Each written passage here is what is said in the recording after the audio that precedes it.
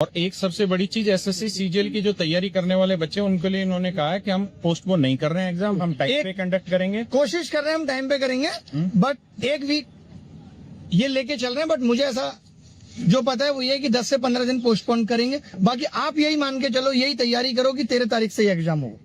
70% जो क्वेश्चन हुए उसके लिए रिपीट का क्वेश्चन हुआ। रेलवे के लिए एक सबसे बड़ी अनाउंसमेंट ये कि रेलवे के सारे मुद्दे सभी समझा दिए हैं। इस मीटिंग में था क्या कि एसएससी चेयरमैन साहब भी बैठे हुए थे सामने और मंत्री साहब बैठे हुए थे, इधर मंत्री साहब के पीएस उन्होंने उन्हीं को काम असाइन कर दिया, रेलवे का भी। यानी ऐसा नहीं है कि मुद्दा नहीं उठा है, मुद्दा हर एक चीज पे उठा है। और बात अगर आज यहाँ तक पहुंची है तो आगे सूरत और भी ज्यादा बदलेगी। आप एकदम परेशान ना हो। हर एक मुद्दे पे बात हुई। जो उनकी शिकायत हम लोगों से थी वो भी दूर हुई और जो हमारी उनसे थी वो भी काफी हद तक दूर हुई।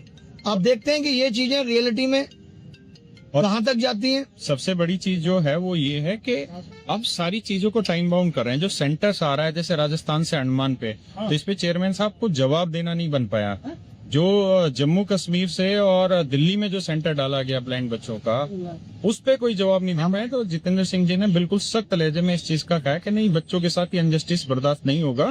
बच्चों को टाइमली ये सारी चीजें होनी चाहिए और नजदीक में ही उनको सेंटर दिया जाए। जो उनकी सेंटर्स वाली जो बात थी वो इन्होंने साफ कह दिया कि सेंटर्स हम अब नजदीक देंगे। जो 3 प्रेफरेंस है उन्हीं में से देंगे।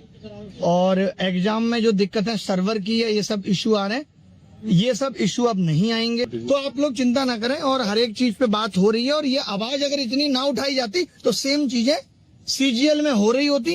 कम से कम ये चीजें अब सीजीएल में नहीं होंगी। इस बात पे भी मुद्दा उठा दिया है कि आप ये पैसा एक्स्ट्रा लेके और वापसी का पंगा ना करें। या तो आप रेलवे का जो फॉर्म है उतने रुपए का ही भराएं।